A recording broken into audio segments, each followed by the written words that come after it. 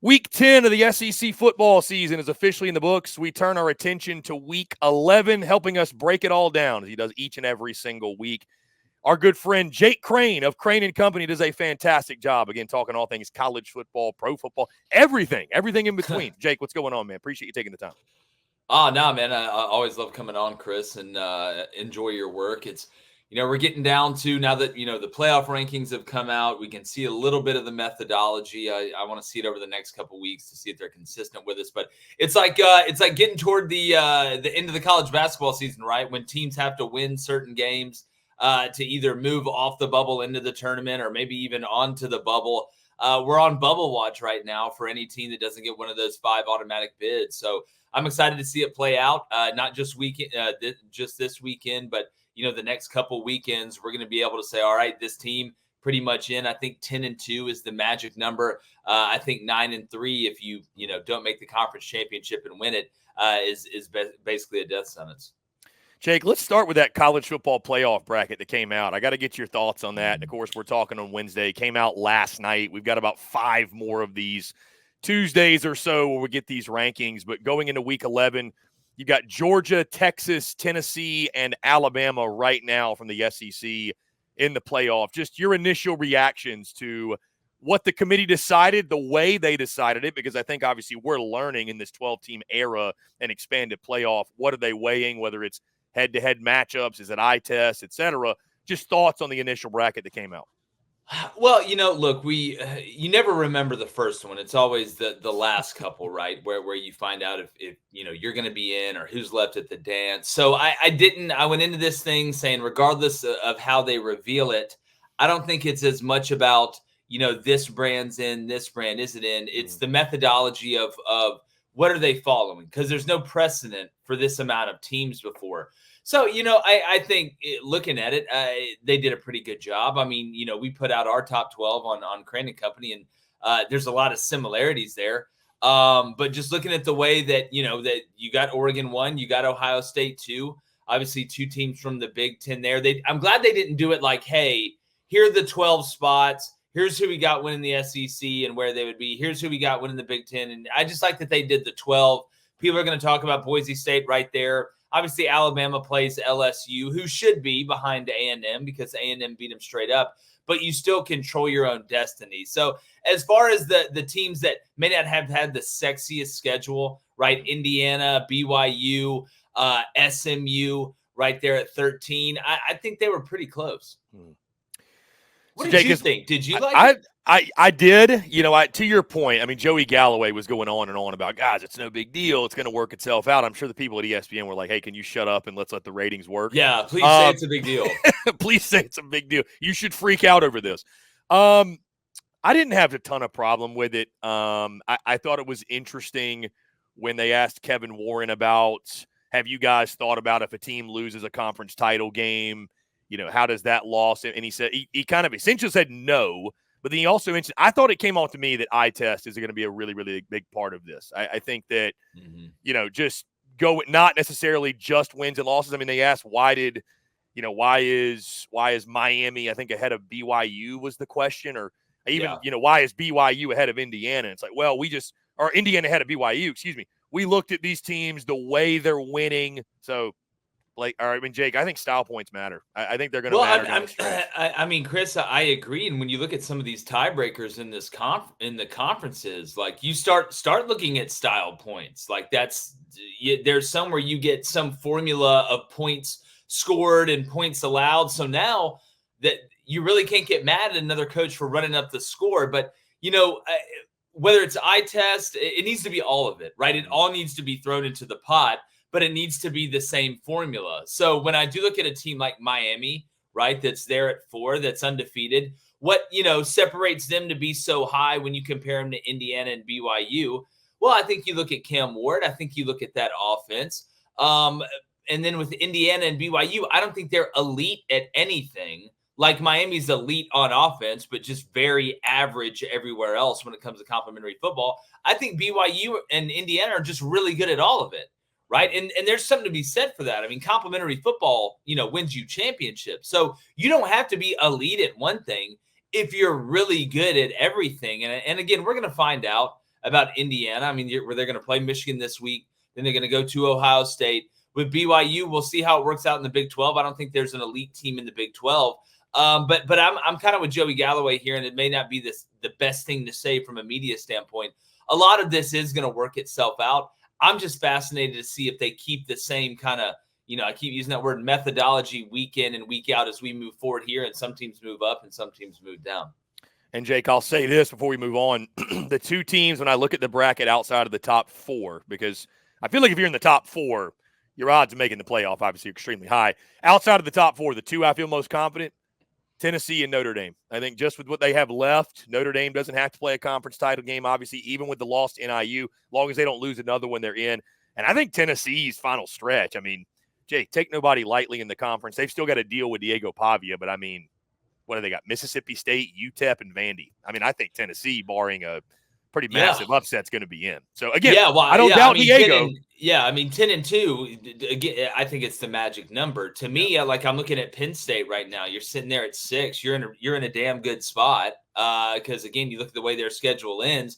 They can end up losing one game and not playing in the Big Ten championship and being one of the first or one of the better seeded at larges and get to host a game. So we could have a situation where, Ohio State, if they win out and Oregon wins out, we could have Ohio State possibly playing Oregon in the Big Ten championship, while Indiana and Penn State are both 11-1 and get at large bids. I guarantee you that's what Tony Petitti wants, the Big Ten commissioner. And, Jake, that Alabama-Texas game in Austin would feed families. That's all I know. That would feed families. We need to see Oh, God. Man. It's you thought election night was big. Jake, let's go to Week 10, talk a little bit about what happened. Ole Miss and Georgia obviously play in Week 11, but in Week 10, it looked like Ole Miss may have turned back into, or maybe turned into, what we expected them to be. Jackson Dart throws for over 500. Jordan Watkins has 5 receiving touchdowns. I mean, they just lay the wood on the Hogs. And I know Arkansas is not an elite, but we've talked a lot about them this year. I mean, they're a solid club for sure. Thoughts on what you saw from Ole Miss and how that bodes going in this game against Georgia? Well, to use another saying from, with college basketball, we say in college baseball, or I mean, hell, any sport with a playoff, it's not if you get hot, it's when you get hot. So could this be the catalyst for that Ole Miss offense? I've asked all year pretty much on Crain Company, like, where's the fun gone with Lane Kiffin's offense? Like, say what you want about Lane. I know he hasn't won the quote unquote, biggest games yet, but it's never been because, the offense wasn't exciting. It was like going to watch a Globetrotters game, like really exciting on offense. Nobody's really playing defense. And everybody kept saying, man, if Lane Kiffin could just get a defense, this team could win a championship. Well, here we go, right? You Frankenstein this team together. You got one of the best defenses in the country, but the offense has been bland, right? It's because you haven't been able to run the ball. So the key to Ole Miss being able to continue to put up numbers like they did against Arkansas, not that Arkansas, like you said, is an elite team, and I think Arkansas didn't play very well, and Ole Miss played really well, but Ole Miss has the capability to be electric on offense. It's that offensive line. Everybody talks about Trey Harris and Caden Lee and Watkins and Parrish, who's done now, and Priestcorn and Jackson Dart, and they should.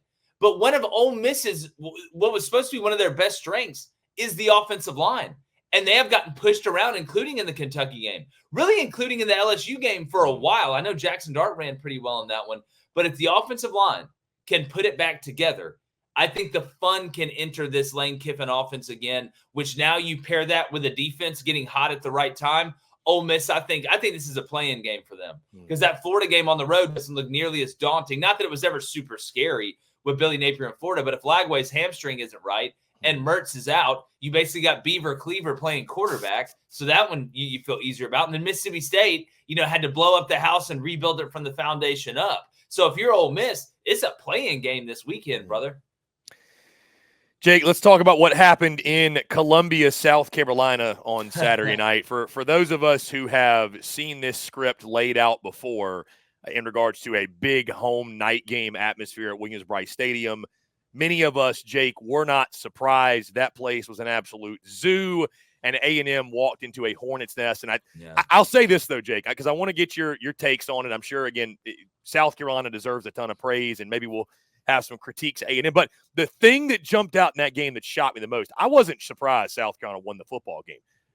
They gave up 0 sacks and bullied A&M up front, and this was an offensive line that was not very good going in. So, I mean, how do you make sense of that part of the game? But also, again, you've been asking all year long, South Carolina, the stage is set. Are you finally going to rise up and take advantage of the opportunity? They did that on Saturday night. Yeah, they did, and that's why, it was that, look around the rest of the country. Obviously, the Arkansas Ole Miss game on Halloween, we had some of the, spookiest or scariest matchups. If you're a team that's still playing for something big, right, for a championship berth, whether that be conference or whether that be the college football playoff. And one of the main reasons is if you've watched South Carolina, they're incredibly athletic on the front seven. I mean, they can run, they're physical, they fast. They look huge just off the cuff, even with Lenore Sellers, right, and Harbor and all these guys. South Carolina looks huge. They were just so inconsistent, which that's really a scary thing if you're going to play a team. That's one of the scariest things about South Carolina. Now, they want to be consistent, but it's like the movie Split, right? They've got all these personalities. One weekend, they're the 8-year-old on a tricycle wearing a toboggan. The next, they're the old British lady that's making you cookies and tea and stuff. You just never know. They're talented. Shane Beamer can coach. They care, and that place is going to be rocking. But what South Carolina are you going to get? You're going to get the one we saw against Ole Miss that got absolutely steamrolled? Are we going to see the one we saw against Kentucky? We're going to see the one we saw against Texas A&M. So when you have the capability athletically and physically to do what South Carolina can, and you start to match that up with guys that they're developing like Lenore Sellers, and you look around at some of the other younger pieces, that's why South Carolina fans should be the most excited. Now, a test is coming this weekend as well, right? Can you get off the highest of highs? And South Carolina struggled, not coming back from the lowest of lows, but bouncing back from the highest of highs to go play a Vanderbilt team on the road that's obviously, a damn good football team. It's weird to say that about Vanderbilt, but South Carolina's been looking for consistency. I know that is what Coach Beamer wants, but I tell you what, man, that was a very thorough ass whipping that took place in Williams-Brice. And believe me, as a guy that's coached in that place, once it starts to waterfall, you might as well just stand under it and let it wash away your sins. Quickly, Jake, on the A&M side, do you worry about them, or do you feel like they just kind of walk into a hornet's nest? Well, this is why beating LSU was so important. I mean, that was your breakfast ball, right? That was your mulligan. It gave a good way to put that, your breakfast ball. Yeah, it's hook it right in the woods. We know where it's going, Jake. Like, let me get on that first tee. Yeah. Let me hook this one in the woods. All right, and the cobwebs we'll get rocking and rolling. We'll put down the ball I really wanted to use. All right, maybe get a couple drinks from the cart girl early. Pretty good in between about 3 to 6 beers, Chris. Before that and after that, it's who knows? It's kind of like South Carolina's football team. Who the hell knows? Yeah. But I'm athletic enough to do it. Now, I don't think Texas A&M is an elite team. But I'll ask you, is there an elite team in the SEC?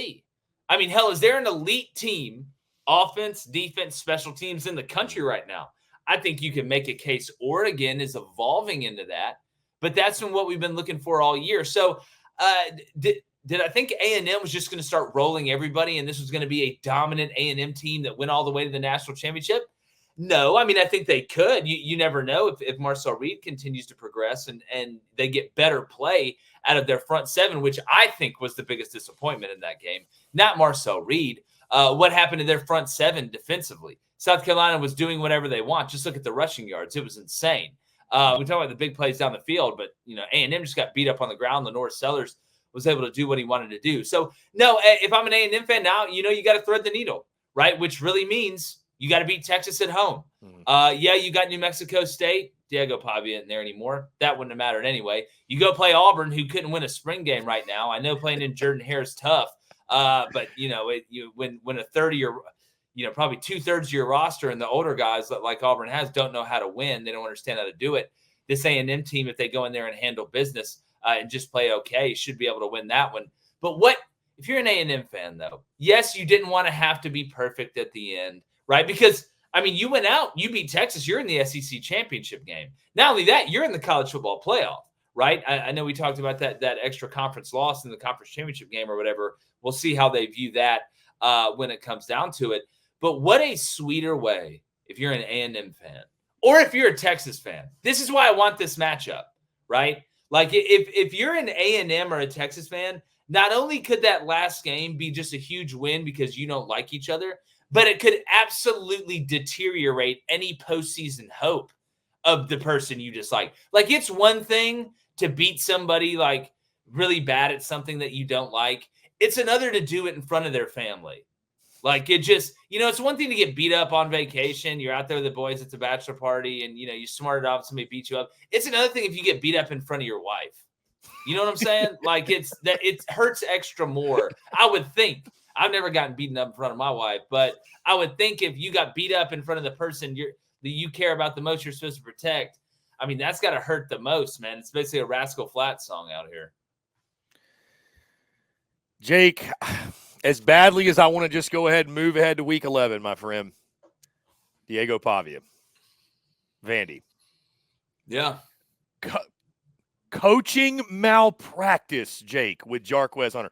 Hugh Freeze should be on the hottest of seats going into next year. I don't care how he's recruiting, and I really appreciate it, and I agree with you that they're bringing in the right people. But my God, Jake, how do you give Jarquez Hunter the ball 12 times? And I've talked to people earlier this week. He wasn't hurt.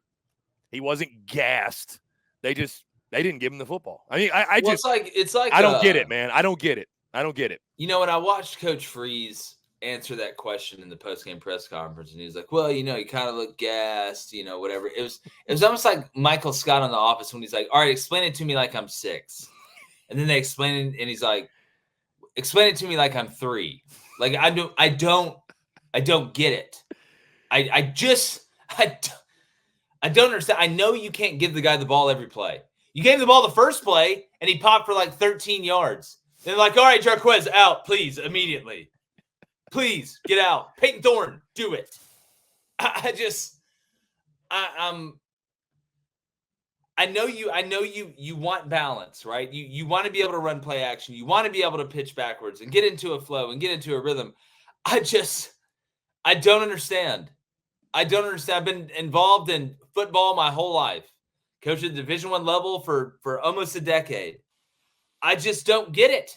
It would be like in basketball if you were Davidson when you had Steph Curry and he scores 32 points in the first half and you just don't pass him the ball in the second.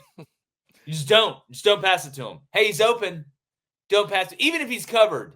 I mean, Hugh Freeze coming off last week in Kentucky said there were times where the numbers in the box weren't favorable for the run, but we gave it to him anyway. So then this week you just go to guys, hey, how did that meeting go? All right, hey guys, what's working? Let's write on the board. What worked on offense last week? Oh, give the ball to Jarquez. Yeah, take that off. They'll never see it coming. I don't know, man. At this point, they are recruiting really well. It looks like the class is going to stick together. I am just slowly starting to get worried about Auburn's in-game coaching decisions. I know that Hugh Freeze knows scheme, but the play calling seems out of funk, non-rhythmic, and not going with the hot hand as we talk with Jarquez Hunter. But it's the little things too. Auburn's special teams are awful. And I'm not even just talking about the field goal kicking. I know McPherson's got some sort of stomach sickness or whatever, and I'm sure that's awful. But coverage is awful. The return game's got more flags than a NATO meeting every time they go out there, right? They make awful plays that hurt field position. And then you look, at the time management and the timeout management. We're calling timeouts with 2 minutes and 1 second left. There's a 2-minute timeout. Why can't we just call it 2-minute warning? That's the dumbest ass thing I've ever heard. 2-minute warning. Why can't we just call it that? I don't know, Chris. I wish I had an answer. I literally wish I could look at you and be like, oh, well, Chris, see, you would think that. But no, I don't got one, man. I don't got one. We do dumb stuff. You can't be under-personneled and undisciplined. Like, you can't be fat and stupid, right? You got to pick one. Be fat, but smart or funny.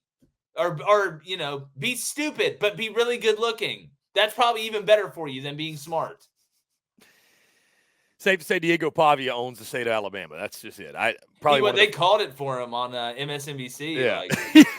Like, Yeah, 6 minutes into the election coverage. Exactly. They're like, Alabama's been called for Diego Pavia.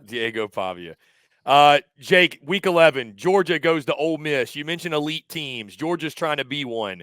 How much does the play of Carson Beck scare you going into a game like this? Or do you look at this game and say, it kind of shapes up like the Texas game where people are looking, well, Georgia didn't play great, and here comes Ole Miss. They got hot, and Georgia is just going to come in and do what they always do, which is pummel people in the regular season. So what do you make of this game in Oxford? You want to hear the craziest stat I've heard all season? That in the games where Carson Beck has thrown any of his 11 interceptions, Georgia is averaging 35 points a game. In the games where he hasn't thrown an interception, they're averaging 31 points a game. That's so ass backwards to me. And I know he's throwing over 7 passes more a game than he did last year, which, yields to maybe more turnovers, also more touchdowns. But that's still that number should tell you when they're running the ball good, right? You can tell when they're running the ball good because Carson Beck, turned the ball over, so they're going to the run more. Chris, when I look at this game, this is what Ole Miss fans have been building for. This is what Lane Kiffin's been building for this matchup. And I know you lost, to use that term again, your breakfast ball, because that's why losing against Kentucky hurts you so bad, because, you could have lost this game against Georgia and still been 10-2 and probably made it in, even though you didn't have a, signature win. But now you got to win it.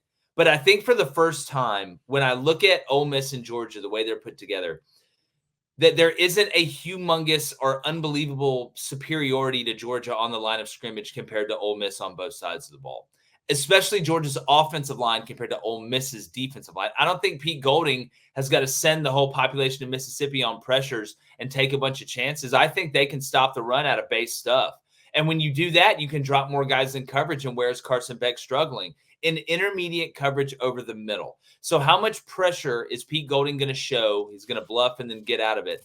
I think we're going to see a lot of it. I think Ole Miss can put up a fight up front. I picked Penn State to finally get over the hump last week against Ohio State. That's the only pick I missed. And they got up 10-0. I was feeling really good about it. As where we sit right now, the money's on Georgia. Vegas knows something. Like the money's on Georgia.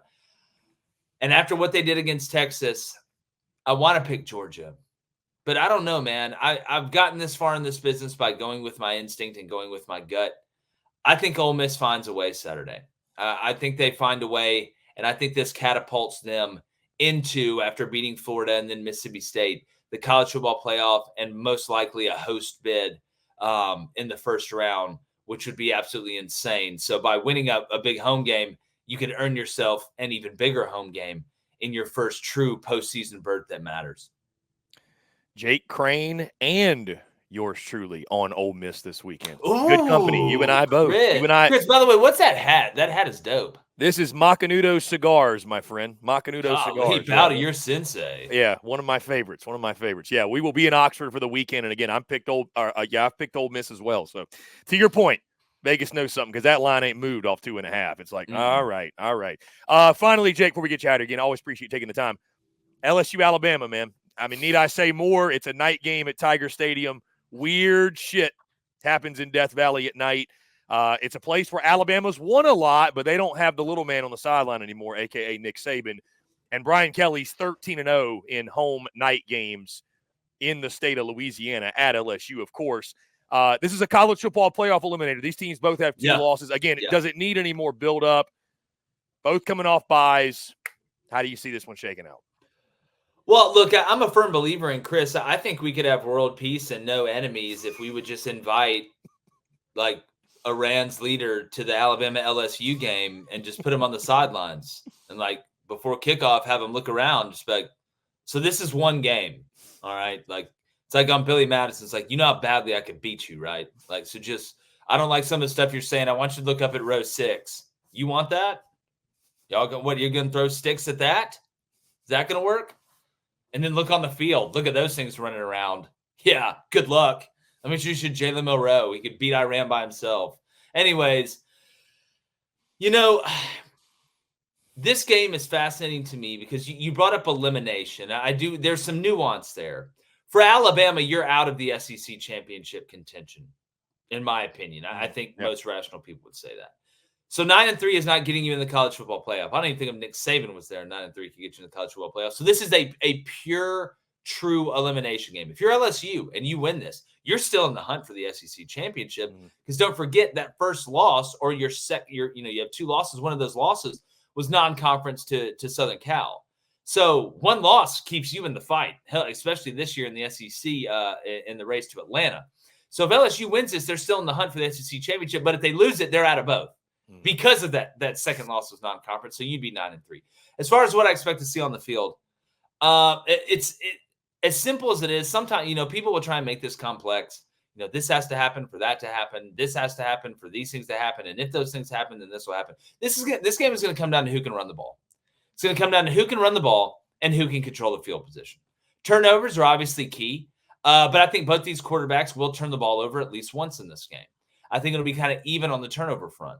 So who's able to adjust when that happens, or if maybe Milroe's not throwing the ball well or Nussmeier isn't playing well, who can run it? I know LSU can protect the passer. They're one of the best in the country at doing that, but this offensive line struggled to run.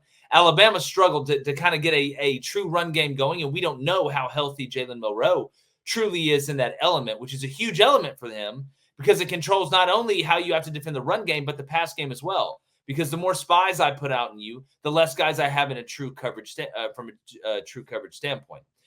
So when I look at this matchup, Chris, field position is huge. Special teams is huge, which dictates field position. I think it's going to be back and forth. I actually think we're going to get a decently high-scoring game because I don't think either team's going to be able to run the ball very well, and they're going to have to put it in the air. But it's just hard for me to go against LSU in Death Valley and Alabama's undisciplined nature. Not only this year at times, but even at the end of the Saban reign, I think will cost them at some point in this game. Not saying somebody's going to get a celebration penalty, but I think we've seen, whether it's procedurally before the snap, whether it's not lining up right, something happening, not enough men on the field, a snap when somebody's not looking. I think the undisciplined nature of Alabama in some of these moments is going to cost them. So give me LSU at home. Death Valley at night. It does hit different indeed. Going to be a classic. Jake Crain of Crain Company, always a pleasure. Jake, one last thing, my friend. Enjoy this weekend because Auburn's on a bye week. They can't lose. So, don't worry.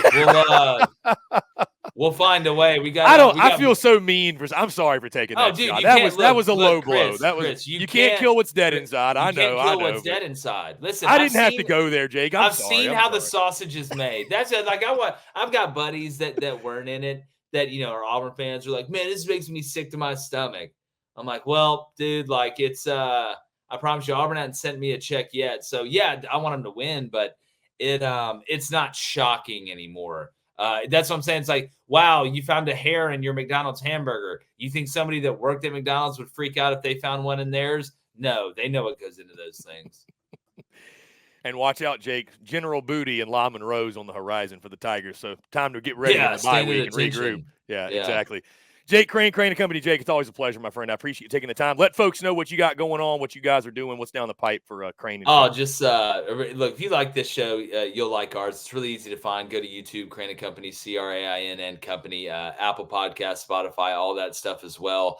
Live 2 to 3:30 p.m. Central. Going to be live today, breaking down the rankings, getting ready for this weekend. We've previewed all the games, have a live chat. Typically, we have live calls. But this week we're not able to do it because of the election. So, come hang out with us. Jake, you the man. We'll do it again next week. All right, Chris. See you, buddy.